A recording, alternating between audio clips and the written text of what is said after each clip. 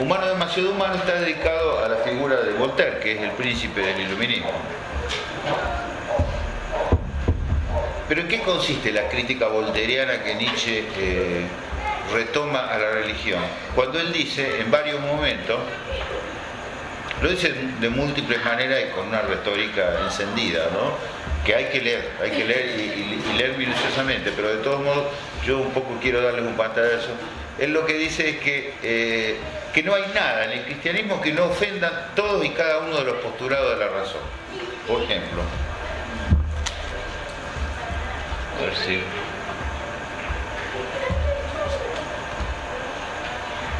En el parágrafo 15 de su breve texto panfleto El Anticristo, dice, no es la mejor traducción la que tengo, pero bueno, la única que encontré a mano.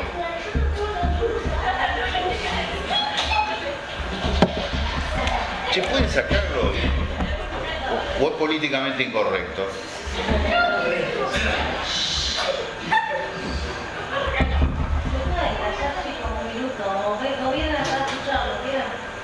No creo que tenga mucho interés.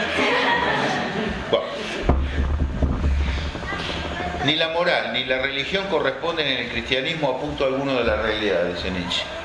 En otro lugar dice, no corresponden a punto alguno de los postulados de la razón. Postulado de la razón igual a realidad. Todas son causas imaginarias, Dios, alma, yo, espíritu, el libre albedrío o bien el determinismo. Todos son efectos imaginarios, pecado, redención, gracia, castigo, perdón. Todos estos términos están entre comillas, ¿no? Los términos que él califica de efectos imaginarios y de causas imaginarias. Todas son relaciones entre seres imaginarios, Dios, ánimas, almas. Ciencias naturales imaginarias. Una psicología imaginaria, sin excepción malentendido sobre sí mismo, interpretaciones de sentimientos generales agradables o desagradables, etc. Una teleología imaginaria, el reino de Dios, el juicio final, la eterna bienaventuranza. Este mundo de la ficción se distingue muy desventajosamente del mundo de los sueños, por cuanto este refleja la realidad, el mundo de los sueños, en tanto que aquel, el mundo de la ficción, falsea, desvaloriza y repudia la realidad. Una vez inventado, sigue diciendo Nietzsche, el concepto naturaleza, entre comillas, en contraposición a Dios, entre comillas, el término natural era por fuerza sinónimo de execrable. Todo ese mundo ficticio tiene su raíz en el odio a lo natural. Y pone entre paréntesis y con signo de admiración a la realidad. Es la expresión de una profunda aversión a lo real. Pero con esto queda explicado todo. Solo quien sufre de la realidad tiene razones para sustraerse a ella por medio de la mentira. Y luego habla del espíritu de decadencia que anima el cristianismo. En otros momentos del texto, también en el humano, demasiado humano, Nietzsche agrega el argumento consabido, que la religión cristiana y su base judía, él generalmente los acopla, habla del judío-cristianismo, con su culto a un Dios bárbaro y que impone servidumbre, es una religión cuya difusión en el Imperio Romano tiene que ver fundamentalmente con las clases bajas, que no encuentran otro consuelo para su profunda miseria y la profunda ausencia de valores culturales que la promesa del trasmundo que le ofrece especialmente a través de la redención y la vida eterna a San Pablo, que es para él, pero también para la crítica de estos tiempos, el verdadero fundador del cristianismo, porque lo ordena en sus dogmas fundamentales y además porque ustedes saben, San Pablo pone el acento de un modo singular en la promesa de la resurrección de los cuerpos, que es quizá la promesa específica del cristianismo, como diferencia específica también con el judaísmo. A San Pablo no le ahorra insultos, ¿no? Los prodiga de todas las formas posibles, incluso algunos alcanzan el nivel de los soez. Frente a esto levanta la moral de los señores y idealiza el imperio romano y los griegos, ¿no? Es decir, solo las clases inferiores, sometidas, podrían valorar la igualación. La igualación es producto del resentimiento social, porque solo los poderosos, los que son vitalmente poderosos, son los que aspiran a conservar en todo momento la desigualdad, que es un verdadero valor. La compasión como valor cristiano es un valor que destruye la vida. El cristianismo lo que hace es fundamentalmente degradar el valor de la vida y someterlo al pecado. Una religión que además que promueve como valoración la santidad y el ascetismo no puede ser sino una filosofía de la degradación. Y además, y esto también ustedes lo conocerán, porque son los aspectos generalmente más repugnantes de Nietzsche, ¿no? Aquellos que los progresistas que aman a Nietzsche quieren ocultar, pero bueno, es toda la diatriba de Nietzsche contra el socialismo. Esta es constante en él. Incluso él pone en serie cristianismo y socialismo. La igualación cristiana es la condición de posibilidad de la igualación socialista. Bueno. Incluso saben que en Nietzsche hay textos donde critica a la reforma luterana, porque justamente la reforma luterana, al atacar la corrupción del papado, ataca lo más interesante que ha tenido la Iglesia, ¿no? La corrupción borgiana. Ustedes saben que los jóvenes nietzscheanos a comienzo de siglo, esto lo cuenta Safranchi en la biografía de Nietzsche, pero también lo cuenta en la biografía que es estupenda de Heidegger, ¿no? Los jóvenes nietzscheanos no solo hacían escándalos en los bares para ofender a los pequeños burgueses de origen campesino, exaltando el anarquismo y el individualismo nietzscheano, sino que además hacían todo un culto a Cesare Borgia, ¿no? Es decir, como en el sentido de que es alguien que habría transgredido todos los límites y que por lo tanto encarnaría la potencia más pura del humano a través de, bueno, la vida de Borgia, ¿no? Es decir, el asesinato, el incesto, etc. Hay en Nietzsche en muchos momentos una clara apología de la crueldad. E incluso es cierto que, aunque Nietzsche sea ajeno al pensamiento nazi, sin duda, en alguno de los niveles de Nietzsche, en algunos de los niveles más panfletarios, sin duda hay momentos en los cuales se ha apoyado claramente el fascismo primero y el nacionalsocialismo después. No hay por qué ocultar pudorosamente estas cosas que están claramente a la vista en los textos de Nietzsche. Ustedes dirán, bueno, pero a todo esto, entonces, ¿qué interés puede tener hablar de Nietzsche?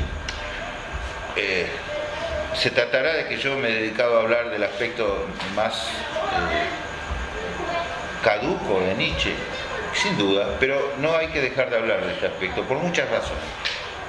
Pero en primer lugar, una cosa obvia que me parece que todos ustedes deben compartir. La crítica racionalista, iluminista específicamente, a Nietzsche, que hace que se inspira en Voltaire y que Nietzsche retoma en sus términos fundamentales, aunque radicalizándolo por el lado de un aristocratismo bien reaccionario, tiene el defecto de criticar una religión en nombre de otra. Es decir, se critica el cristianismo en nombre de la religión de la razón.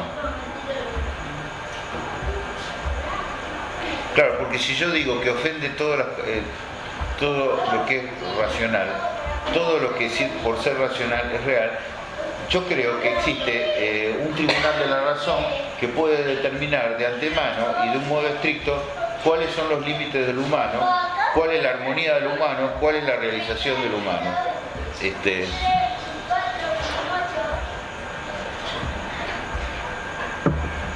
Pero además esto está formulado como un mero rechazo. Nadie podría entender absolutamente nada del cristianismo a partir de estas descripciones que hace Nietzsche. No sé si ustedes han frecuentado alguna vez, bueno, yo no creo que se frecuente porque el problema de las facultades consiste en que siempre son actuales, ¿no? Voltaire ya hace rato que nadie lo lee, pero no sé si alguna vez han frecuentado los textos de Voltaire. Voltaire tiene largas diatribas contra los sacerdotes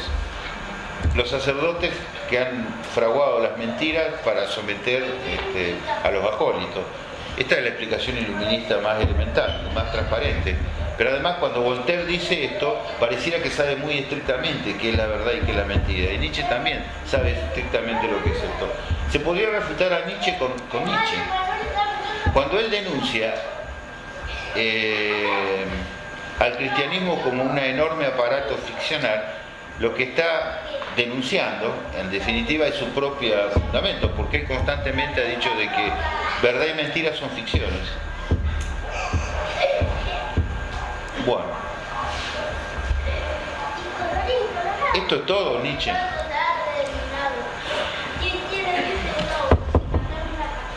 La pregunta es la siguiente: ¿quién es Nietzsche? Porque ustedes habrán oído hablar mucho de Nietzsche. Nietzsche existe para todos los niveles y para todos los gustos. Así como hay un Nietzsche fascista que se inspira literalmente en proposiciones de Nietzsche, existe el Nietzsche extremadamente refinado de Maurice Blanchot, el Nietzsche y la escritura fragmentaria. Existe el Nietzsche de Deleuze, y totalmente contradictorio con este existe el Nietzsche de Heidegger. Nietzsche ha dicho cosas maravillosas, pero ha dicho cosas imbéciles y ha dicho cosas cretinas. Gran parte de sus juicios políticos son de una miseria pequeña burguesa sorprendente. Che, cállense y háganme el favor. Si se van a quedar, no hablen. Y si no, se van. ¿Me entendieron? Y basta, ¿eh? Bueno, perdón por esta interpolación, pero es imposible.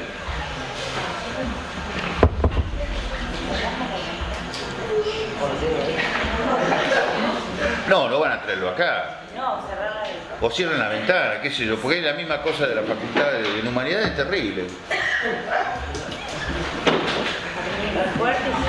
Y como las autoridades son profundamente reaccionarias, pero profundamente progresistas, nunca dicen nada. Entonces, viste, es un caos. Si las clases son la corte de los milagros, entra gente con barbijo, otro pidiendo para operar la madre, que todos los meses están por operar la madre la semana siguiente. No cambió nunca el libreto. Bueno, retomemos el tema entonces. Bueno, hay cosas de Nietzsche que son absolutamente ilevantables y grotescas. Estos jóvenes, Safranqui, que cuenta que en las ciudades alemanas en los cafés voceaban a Nietzsche, eran realmente unos pelotudos de cuarta. Solo podían ofender precisamente a quienes ofendían, ¿no? A los pequeños burgueses de origen campesino, ¿no? Toda esa cultura pobretona, catolicona del sur de Alemania quedaba profundamente ofendida por estos irreverentes que exaltaban la figura de Cesare Borgia, cuando se sabe que ninguno de ellos hubiera matado ni siquiera una rata. Bueno.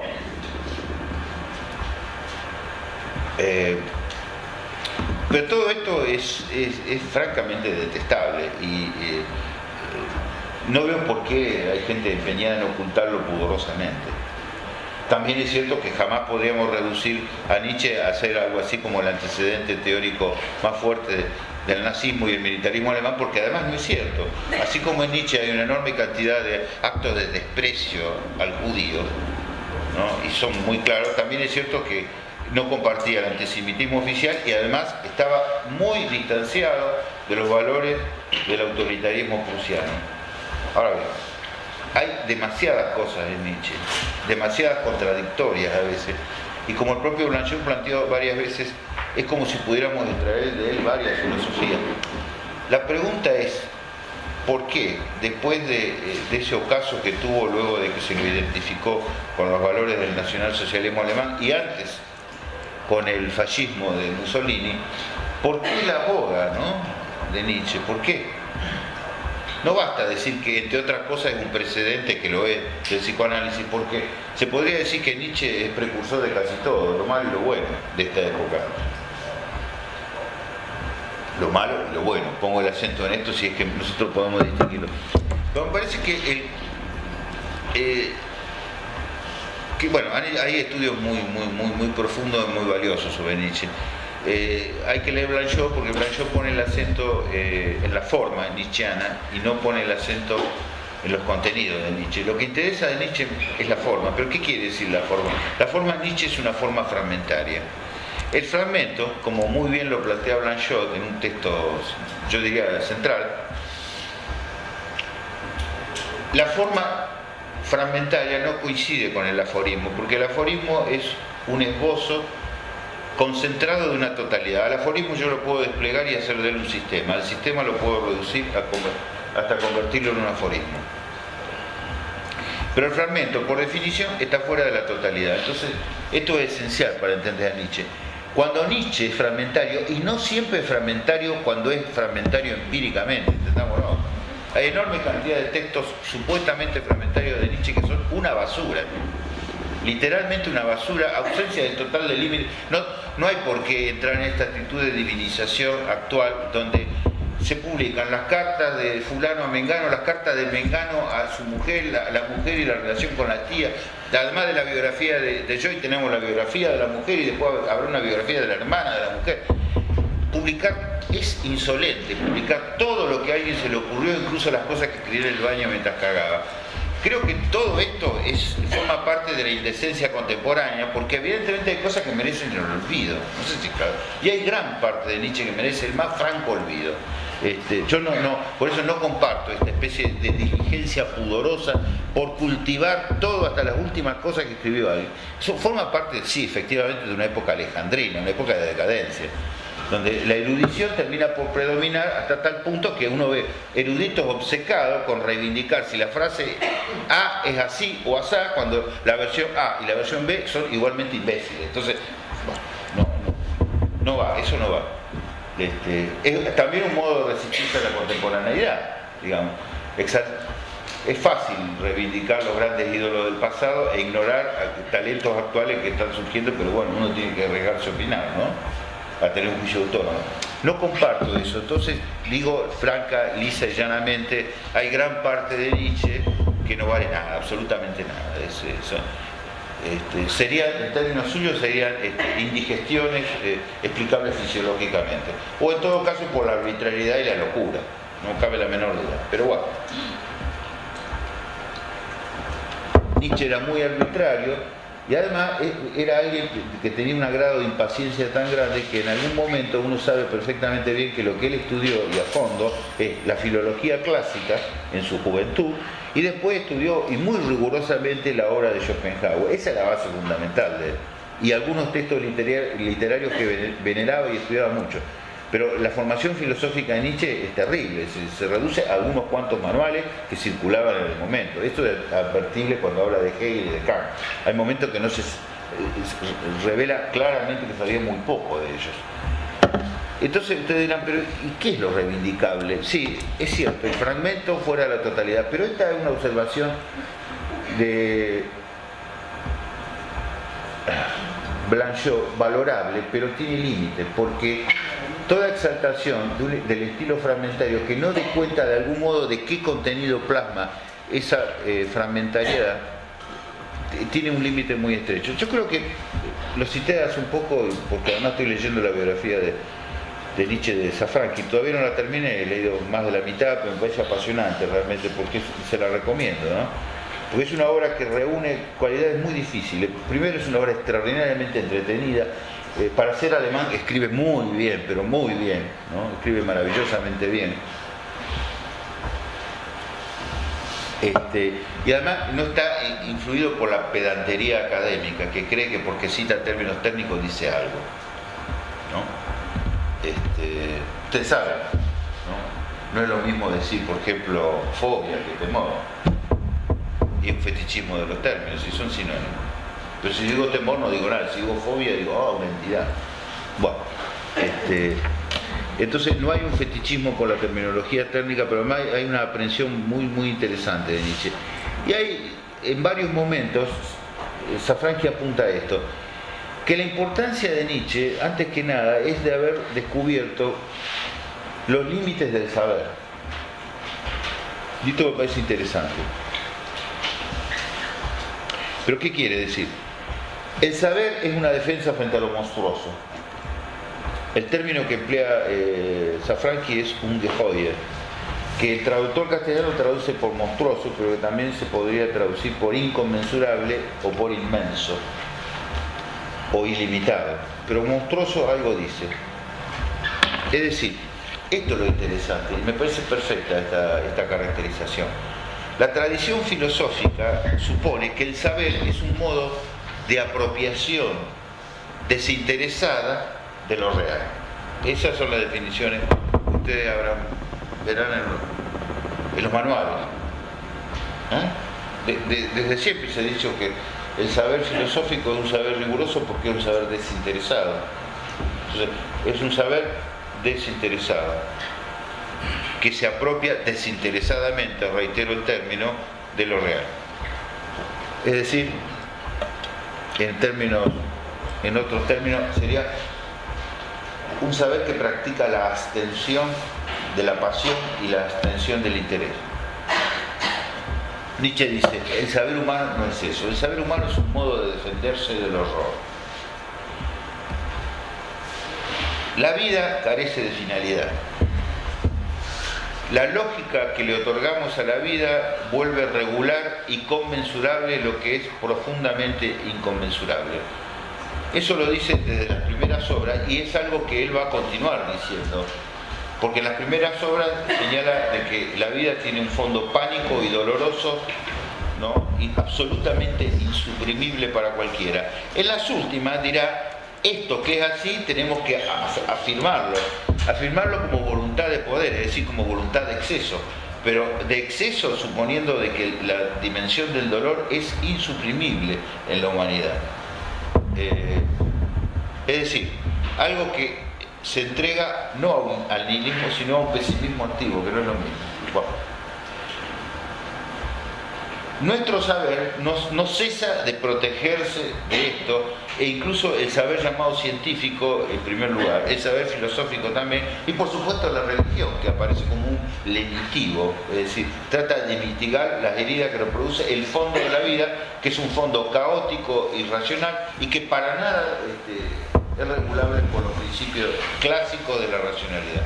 Ustedes pueden leer en la Gaia Ciencia testimonios de esto, incluso en la Gaia Ciencia, yo la traje acá, bueno, no sé si conocen, que el Gai Saber, ¿no? Que el alegre saber sería, refiere a los trovadores, pero él postula el Gai Saber, ya no de los trovadores, sino el Gai Saber de un saber que inventa, ¿no?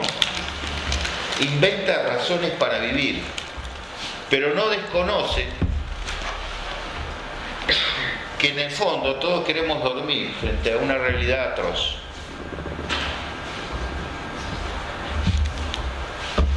A ver si encuentro, cuando uno busca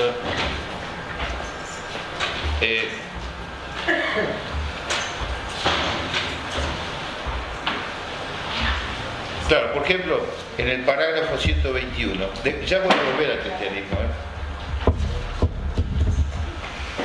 Nosotros nos hemos compuesto un mundo en el que podemos vivir mediante la aceptación de cuerpos, líneas, superficies, causas y efectos, movimiento y reposo, forma y contenido. Nadie resistiría hoy vivir sin estos artículos de fe. Los llama artículos de fe. Fíjense en la distancia que hay con la crítica iluminista que hace el cristianismo. El cristianismo atenta contra la vida en la medida en que atenta contra la racionalidad. Acá dice que la racionalidad, movimiento y reposo, forma y contenido, línea, superficie, causa y efecto, son los nombres técnicos para designar los operadores de la racionalidad. Son artículos de fe. Dice, nadie resistiría hoy vivir sin estos artículos de fe. Hay una fe en la racionalidad.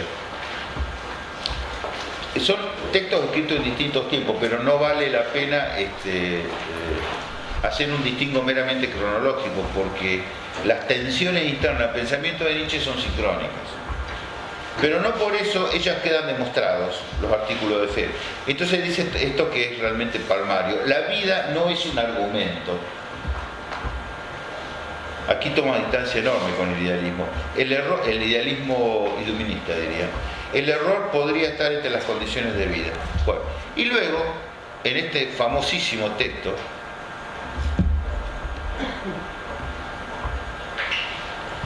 vuelve a hablar de que causa y efecto son nuestras ficciones.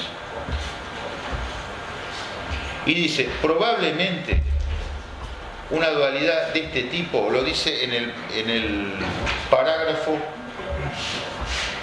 no son parágrafos, ni tampoco aforismo, apartado. Bueno, son fragmentos en realidad, es el nombre que habría que darle, ¿no? En el apartado 112. Causa y efecto, repito, una dualidad de este tipo no existe. Probablemente jamás, en verdad, ante nosotros se encuentra una continuidad de la cual aislamos un par de trozos. Es decir, la vida es un continuo. La razón aísla un par de trozos y lo somete a un orden en la medida de lo posible simétrico, proporcional, pero ese orden y esa proporción no existen. El saber reposa en artículos de fe. Y el saber está del lado de la religión del mismo modo que está la ciencia. Claro, a esto yo le puedo poner la crítica al cristianismo en nombre de la ciencia iluminista. Por supuesto, hay un efectivo antagonismo en las razones y hay que sopesarlo. Pero en este mismo libro, La Gaya Ciencia,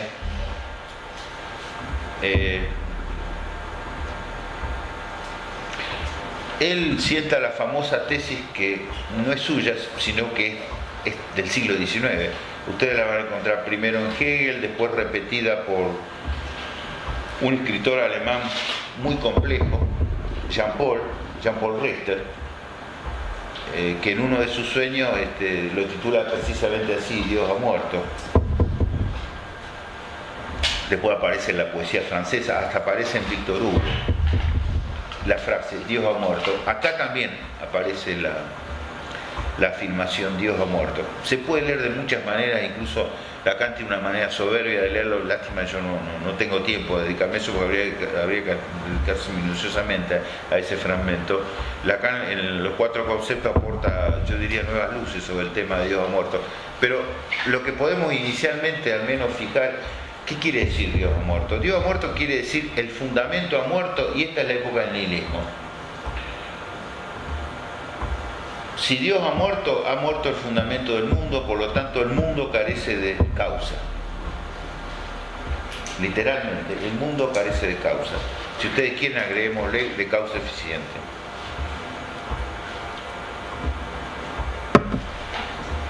Es la época del nihilismo, es la época de decadencia, que él la plantea como una época de transición a algo que llama el superhombre, que es más allá de la humanidad, pero que realmente no tiene ningún rasgo positivo. Lo que podemos saber es que ese hombre al cual aspira es un hombre más allá del pecado y la culpa. Ese es el mito nietzscheano. Adviertan que el horizonte en que trabaja Nietzsche es en parte religioso, pero fundamentalmente mítico. Creo que buena parte del éxito de Nietzsche, pero acá no estoy criticándolo a él ni a la época, digo, esto es Nietzsche, es el situarse siempre. Y ustedes van a observar, la retórica de Nietzsche siempre acentúa. Estamos en la última época, somos o soy el último hombre, este es un momento de decadencia, el cristianismo es un momento en que decaen las fuerzas, decaen, y cuando decaen las fuerzas hay un momento de exaltación previo a un renacer. Estamos en el momento del límite, y más allá del límite no sabemos qué, pero aspiramos a una nueva humanidad. Bueno, ese momento de muerte y resurrección es un mito cristiano romántico, pero también tiene que ver con nuestra época. En todos los textos y en el horizonte de nuestra época aparece, no con el énfasis ni el patos nietzscheano, pero aparece de muchas maneras, a veces de un modo exangüe, pero aparece constantemente esto de muerte y resurrección.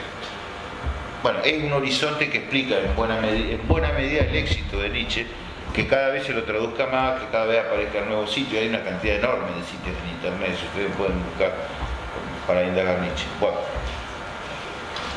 y hay múltiples Nietzsche, yo ya he perdido la cuenta de cuántos hay, ¿no? Más allá de que hay alguna lectura extremadamente inteligente. Pero bueno, sería cuestión de volver sobre el tema inicial, el tema, bueno, del cual había partido, que era la posición de Nietzsche frente al cristianismo. Decía, este es el tema más complicado, yo me voy a introducir en él, por eso después, si ustedes tienen interés, lo charlamos, porque me parece que es lo más interesante, lo que más puede movernos a pensar. Si Nietzsche trata de construir un aparato retórico donde el saber está como defendiéndose de una verdad que lo agobia, porque es la verdad del horror, el horror de la condición humana, ¿no? O lo que hay de monstruoso en la condición humana. Lo que hay de monstruoso y de inexplicable en la condición humana, habría que insistir en esto, monstruoso e inexplicable. Toda la humanidad de ahora, desde la prehistoria hasta acá, por muy distintas razones y muy distintas estructuras, no ha cesado de practicar el genocidio recíproco. Esto es así. Por supuesto que hay muchas razones para ceñir de manera particular por qué se cometen tales actos de genocidio acá y por qué no se cometen en tal momento. Sí, seguro, el análisis en la historia no puede confundir la matanza que los espartanos han hecho de los pueblos sometidos con las matanzas hitlerianas. Y las matanzas hitlerianas no se pueden confundir con las matanzas que se cometen hoy en Afganistán o se han cometido o se están todavía cometiendo en los Balcanes. Seguramente hay miles de razones para ceñir, determinar esos fenómenos de modos distintos. Lo que sí es una constante es la violencia. Y de la violencia en su origen nadie sabe nada. Las explicaciones siempre, cuando las hay, son meramente teológicas.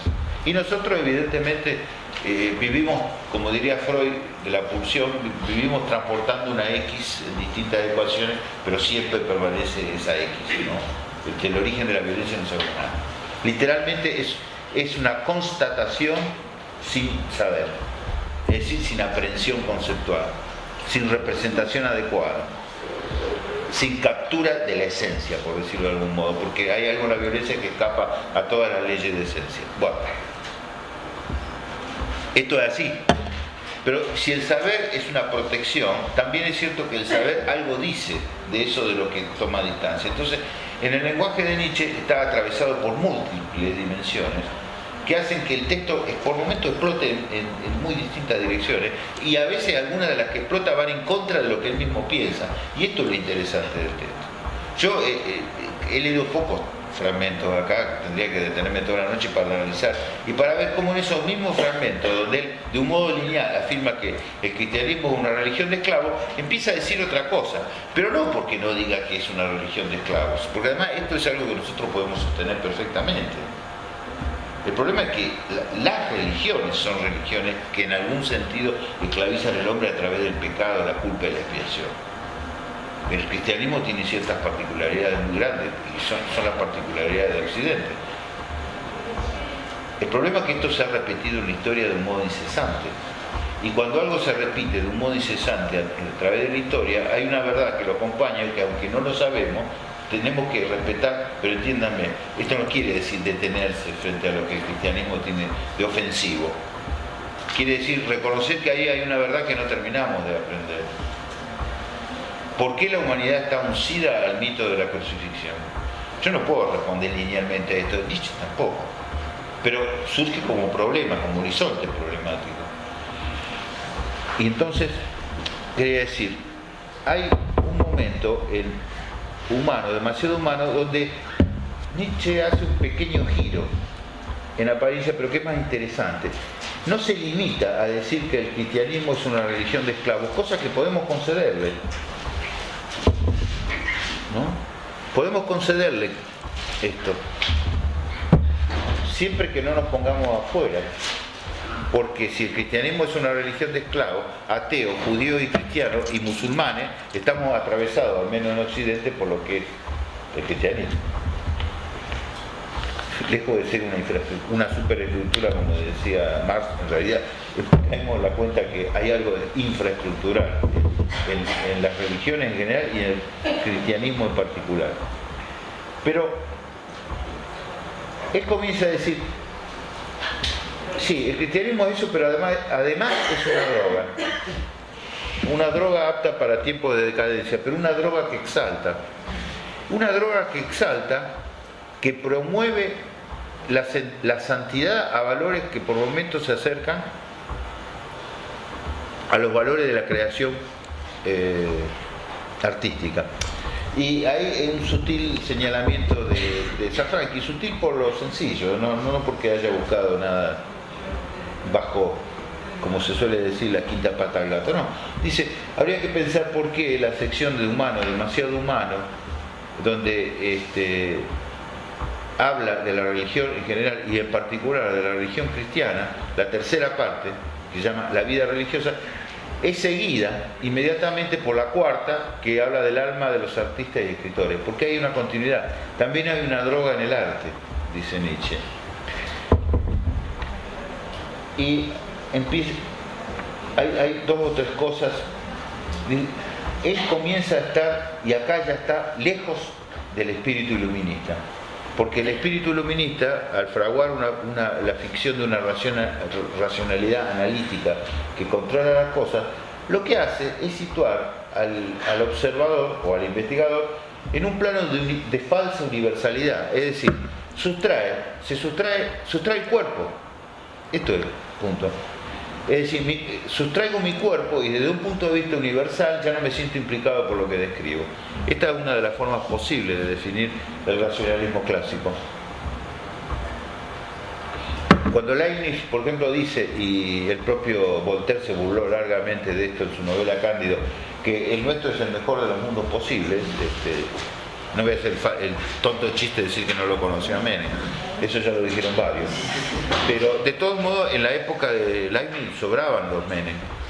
Si me permiten el anacronismo, también sobraban los de la Rúa, y eso quizás sea tan grave como lo anterior.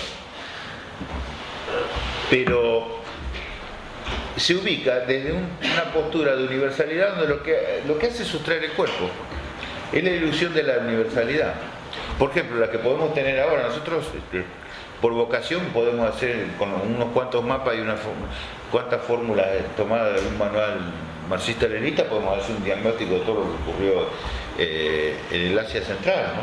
O sea, claro, el problema es de dónde hablamos cuando decimos eso. ¿Cuál es el lugar que nos sitúa en relación a esto? Esto ya es más complicado. ¿Desde dónde hablo? ¿Desde dónde hablo? Desde esta universidad, de esta época, de este tiempo. Bueno, pero hay momentos en que Nietzsche no se sitúa en esta perspectiva de falsa universalidad, sino que introduce el cuerpo en lo que dice.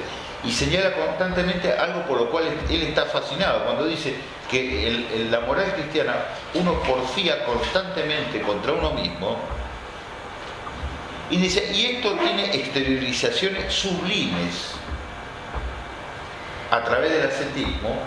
Lo que está introduciendo es la fascinación del que está concernido por el cristianismo, como lo estamos concernidos todos.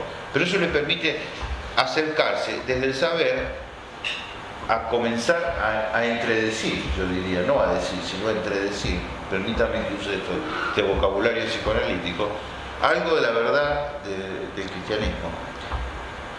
¿Cuál es la verdad? Dice, por ejemplo, en el apartado 137, si ustedes quieren el fragmento 137, de Humano demasiado humano, no estoy refiriéndome a este otro, ¿no? A la ciencia jovial, o la galla ciencia. Toda la moral del sermón de la montaña, el famoso sermón del Evangelio, ¿no? Cabe aquí, dice, el hombre tiene una verdadera voluptuosidad en ultrajarse mediante exigencias excesivas y en deificar después algo tiránicamente imperioso en su alma.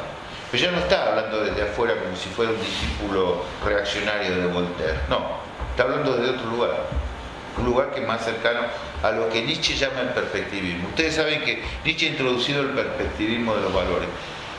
Supongo que la discusión sobre el perspectivismo y universalismo la habrán escuchado, ¿no? No, sí, es larga. Pero esto de que toda verdad es relativa al tiempo en que se emitió y que por lo tanto el universalismo se compone de perspectivas relativas, no, nada de esto, bueno, olvídalo. No, porque si no... Pero el perspectivismo no es subjetivismo, el perspectivismo no es, no es cada uno ve las cosas según el color del cristal con que las mira, eso sí lo saben. Esa boludez la repite la revista más más kitsch del mundo. Y algunos que no son tan kitsch. Pero el problema es que los filosofemas que se han construido con esas afirmaciones kitsch son aparentemente llenos de rigor técnico y son tan boludas como esta afirmación. Bueno, la verdad no es cierto que uno vea las cosas con el cristal de claridad. Mira, lo que es cierto es que hay perspectiva, pero las perspectivas no son las cosas que a mí se me ocurren. Las perspectivas siempre me vienen de afuera y yo lo único que hago es leerlas desde mi lugar. Pero las perspectivas no son caprichosas, no sé si es claro.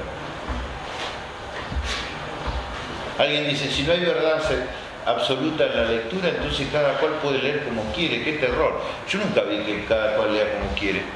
Generalmente cuando los que dicen eso terminan leyendo del modo más vulgar posible, ¿no? Por eso el perspectivismo no quiere decir subjetivismo. El perspectivismo quiere decir situarse uno en su cuerpo desde el lugar desde el cual puedo aprender una verdad. A ver, yo sé que esto puede ir muy lejos, pero el perspectivismo lo podemos explicar por la pintura. Claro, porque ustedes vieron que en la pintura, voy a acudir a la acá, pero que me parece irremediable. En la pintura hay una perspectiva de la cual yo puedo mirar un cuadro, es cierto. Pero esa perspectiva no es la mía, es la que el cuadro dispone para mí, y yo entro en el cuadro. Es cierto que puede haber diversas perspectivas y diversas lecturas, pero esas diversas perspectivas y diversas lecturas están ordenadas por el cuadro. Cuando se habla del perspectivismo, se pone el acento en el ojo que mira y no el lugar desde donde el ojo mira. ¿Es claro esto? ¿Cómo miro un cuadro? ¿Así o así? Un cuadro abstracto. Y puedo mirarlo así, o así, o así. Pero desde algún lugar tengo que mirarlo. Ahora, es cierto que tengo opciones, que algunas provienen directamente de mi cultura, otras de los límites del cuadro. Pero lo cierto es que desde algún lugar tengo que mirarlo.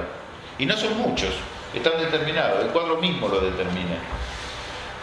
A ver, a mí se me impone algo desde el cuadro que me llama. Y en función de eso que me llama yo tengo que leerlo.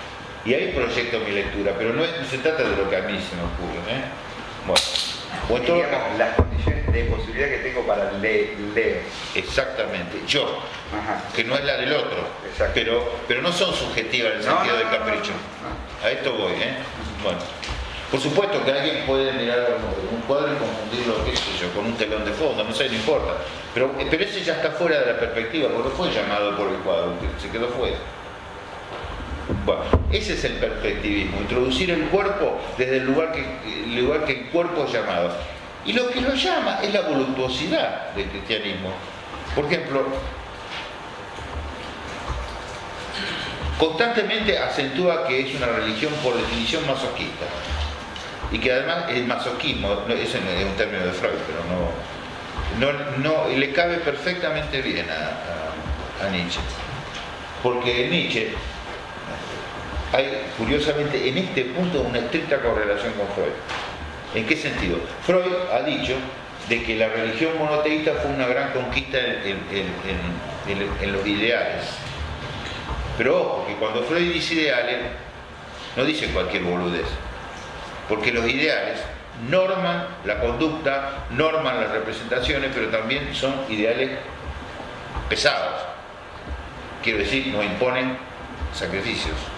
Y sacrificios terribles, que a veces llega, por el ideal uno puede dar la vida. Entonces, es un avance en el terreno de los ideales, el monoteísmo, pero al mismo tiempo instaura lo que Freud llama el masoquismo moral. Fórmula que habría que comentar largamente, pero supongo que al menos así resuelve. Y ahí sí se encuentran Nietzsche y Freud. Fíjense, sin duda desde Nietzsche no vamos a explicar el origen de la religión, tampoco desde Freud. Freud da algunas explicaciones, pero suponen la existencia de lo que él quiere derivar. En realidad nadie ha explicado el origen de la religión, por la sencilla razón de que todas las estructuras humanas que se han descubierto tienen relaciones de parentesco, estructura económica, alguna forma de poder fundado o no en el parentesco y un nivel religioso. Y la humanidad siempre ha contado con algún articulador religioso. Quiero decir, algo interdicto que queda fuera del campo de las relaciones privadas o públicas, pero que al mismo tiempo las ordena como su foco. Eso ha estado siempre. Aquello que está protegido por la interdicción. Bueno, la sociología clásica, Durkheim y compañía, algo deben saber ustedes de esto, ha fundado el origen, no el origen, sino la estructura religiosa en la existencia de una interdicción que separa en dos planos la vida profana y la vida sagrada. Sé que esto es muy elemental, pero sé que es quizá uno de los articuladores esenciales para empezar a pensar la religión. Pero para pensar en la estructura no es su origen. Entonces, nadie ha explicado el origen de la religión. Dudo que lo explique, como dudo que explique ninguno de los orígenes, incluido la violencia. Pero lo cierto es que decir que no tenemos cómo explicar el origen no quiere decir que admitamos de hecho lo que existe por el hecho de existir. Porque esto que existe, en tanto existe, es también una forma sacrificial del cuerpo. Y lo padecemos todos. Y si admitimos esto, nos plantea interrogantes. Y uno de estos interrogantes es este. En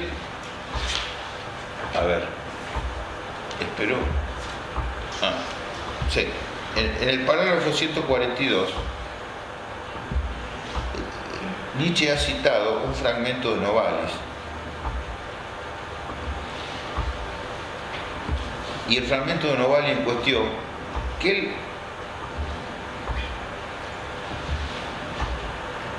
habla de la ingenua alegría con que la formula como formula el secreto, pero en realidad no hay nada de ingenuo acá, me parece un exceso el de Nietzsche al calificar, pero de todos modos lo califica o no, él la cita, dice, y la cita de Novalis es la siguiente: es bastante asombroso que la asociación de voluptuosidad, religión y crueldad no haya atraído desde ha mucho la atención de los hombres sobre su íntimo parentesco y tendencia común. En esta frase está encerrado, yo diría en potencia, lo que después va a desplegar el pensamiento de derecha francés sobre la religión, que ha traído algunas verdades al mundo que la izquierda ha desconocido durante mucho tiempo y que solo ahora empieza a reconocer. Es decir, hay algo de crueldad en la religión al cual el creyente está voluptuosamente ligado. Y esta voluptuosidad, este goce, lo liga, ¿no?, a la crueldad, de modo tal que la crítica iluminista que intenta mostrar la crueldad bajo ningún punto de vista puede despejar el fenómeno, sino más bien tiende a ocultarlo. Y estos son los límites del saber. Bueno, básicamente era esto lo que quería decirle, porque a partir de acá habría que empezar de nuevo: voluptuosidad, religión y crueldad. Bueno, habría que hacer un estudio de todo lo que se ha trabajado en los últimos años sobre sociología de las religiones, antropología de las religiones. No digo que esté yo en condiciones de hacerlo, digo cosas que hay que hacer, pero además traer en cuenta el pensamiento reaccionario en las luces que ha aportado, aunque sean luces crueles, de José de Maistre y Baudelaire, pero bueno, eso es largo. Bueno, si quieren podemos charlar, porque este es un punto clave, porque digamos, este es el momento donde la interrogación nos vuelve a nosotros, porque lo otro es hacer un breve sumario de las cosas en que Nietzsche se equivocó, las cosas que tiene razón, hago un debe y un haber, pero lo que interesa es cómo nos afecta a nosotros esta frase. ¿Qué nos llama de esta frase a pensarla? La frase de Novalis, a la cual Nietzsche ha arribado, porque esto hay que reconocer a Nietzsche, arbitrario o no, tenía olfato para saber dónde estaba el lugar de la verdad, eso es así. Creo que hay una correlación entre voluptuosidad y la teoría de San Pablo, netamente con respecto a la carne, no al cuerpo. Estoy haciendo una diferenciación. Carne y cuerpo en San Pablo es algo muy notorio. El cuerpo está destinado a Dios, la carne al pecado. Es algo interesante porque rompe con todo el pensamiento judío, que al cuerpo se lo debía marcar. Con San Pablo no, se marca el espíritu. Como cuerpo de Cristo. Exacto. Y eso se percata muy bien Nietzsche y dirige todas sus críticas. Lo más sí, hay algo de la carne que es irreductiblemente cristiano. Exacto. Y nosotros hoy en día no podríamos hablar de sujetos si no tuviéramos juego la carne. Bueno, pues sí. No, seguí. No, y con respecto a la carne, al pecado. Sí. Al pecado original estamos hablando. Exacto. Y es un error, porque nosotros que estudiamos, al menos los que leen psicoanálisis, no se va.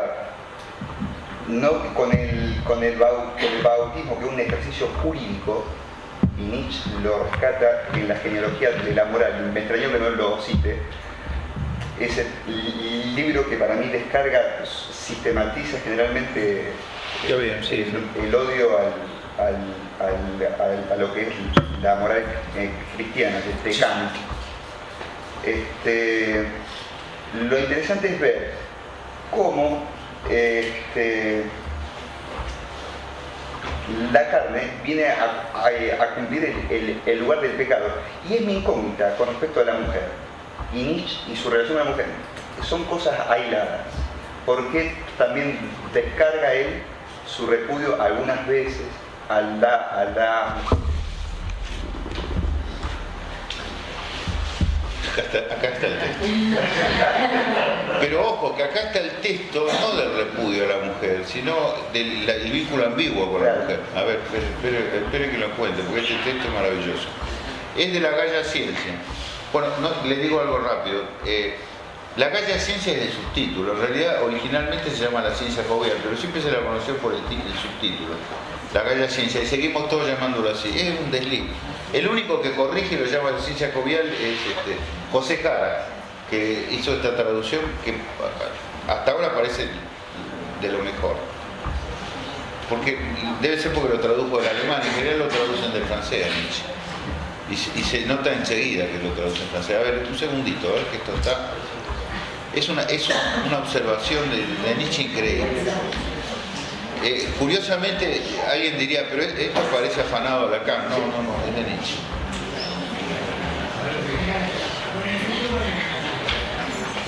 La madre. Está en el prólogo.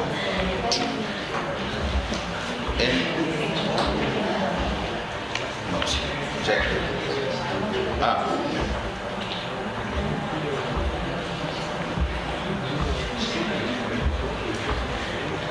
Bueno, espera un segundito, ya lo encontré.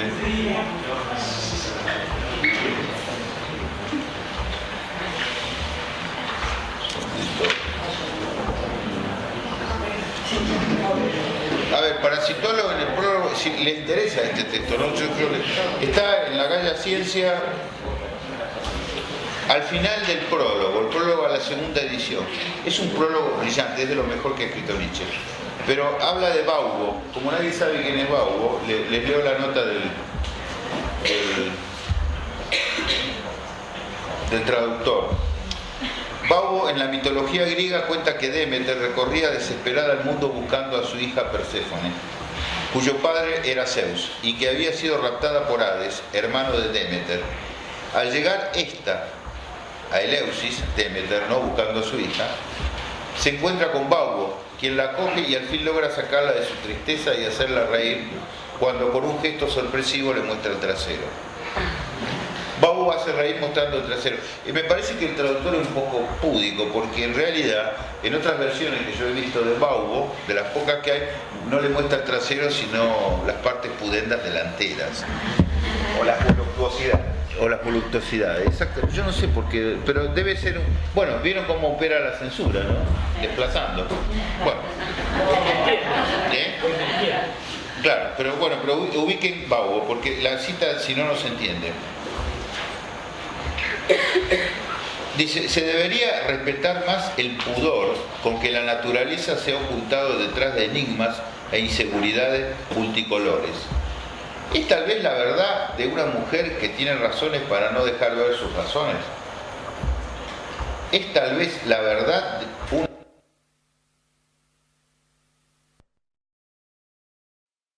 Humano demasiado humano? Está dedicado a la figura de Voltaire, que es el príncipe del iluminismo. Pero ¿en qué consiste la crítica voltairiana que Nietzsche retoma a la religión? Cuando él dice, en varios momentos, Lo dice de múltiples maneras y con una retórica encendida, ¿no? Que hay que leer y leer minuciosamente, pero de todos modos yo un poco quiero darles un pantallazo. Él lo que dice es que no hay nada en el cristianismo que no ofendan todos y cada uno de los postulados de la razón. Por ejemplo, a ver si...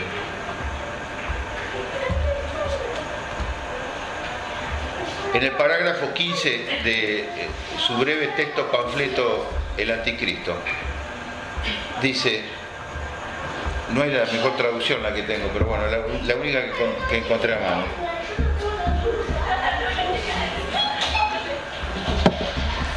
¿Se pueden sacarlo? Y además porque ustedes saben, San Pablo pone el acento de un modo singular en la promesa de la resurrección de los cuerpos, que es quizá la promesa específica del cristianismo, como diferencia específica también con el judaísmo. A San Pablo no le ahorra insultos, ¿no? Los prodiga de todas las formas posibles. Incluso algunos alcanzan el nivel de los oros. Frente a esto, levanta la moral de los señores y idealiza el imperio romano y los griegos, ¿no? Es decir, solo las clases inferiores, sometidas, podrían valorar la igualación. La igualación es producto del resentimiento social,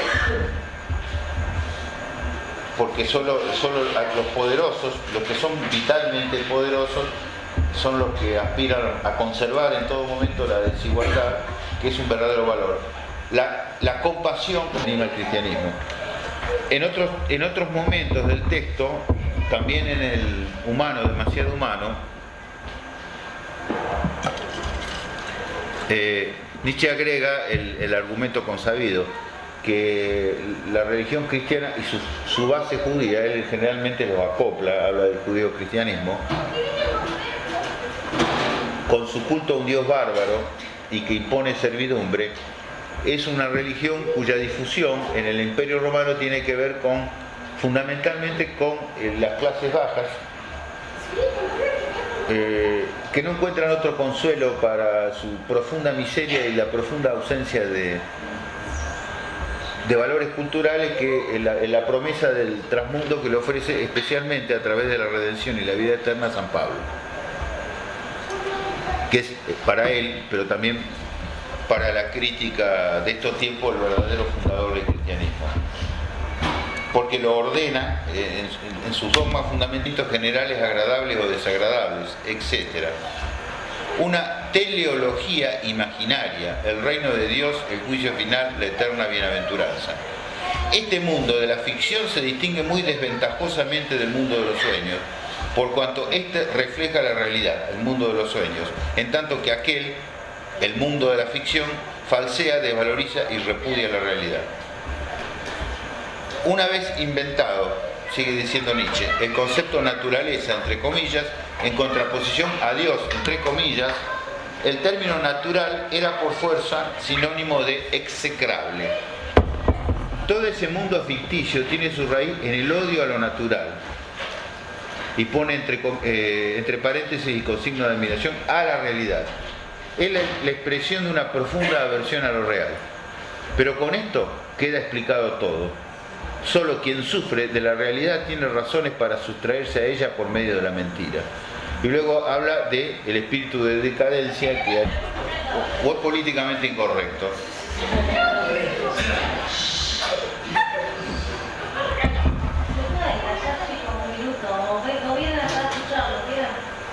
No creo que tenga mucho interés. Bueno. Ni la moral ni la religión corresponden en el cristianismo a punto alguno de la realidad, dice Nietzsche. En otro lugar dice, no corresponden a punto alguno de los postulados de la razón. Postulado de la razón igual a realidad. Todas son causas imaginarias, Dios, alma, yo, espíritu, el libre albedrío o bien el determinismo. Todos son efectos imaginarios, pecado, redención, gracia, castigo, perdón. Todos estos términos están entre comillas, ¿no? Los términos que él califica de efectos imaginarios y de causas imaginarias. Todas son relaciones entre seres imaginarios, Dios, ánimas, almas. Ciencias naturales imaginarias. una psicología imaginaria, sin excepción, malentendido sobre sí mismo, interpretaciones de sentimientos